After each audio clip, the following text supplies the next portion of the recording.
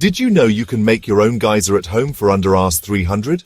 Yes, it's super easy and useful. Let's build a mini bathroom water heater together. Hi friends, welcome to Data Star Fix. Today I'll show you how to make a simple geyser at home using basic tools. It's budget friendly and works well in small bathrooms.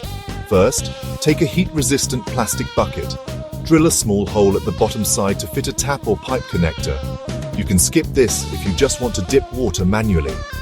Now take a standard electric immersion rod. Carefully place it inside the bucket filled with water. Always keep it vertical and fully submerged. Use a wire with switch and connect it safely to the rod plug. Make sure your hands are dry while plugging it into the socket. Keep it on for 5–10 minutes only. For better control, attach a small pipe with valve at the bottom so you can release hot water easily like a geyser. Never touch the water while the rod is on. Always turn off the switch first. Use gloves or dry hands. If you found this helpful, like the video and subscribe to Data Star Fix. Which appliance should I repair next? Comment below.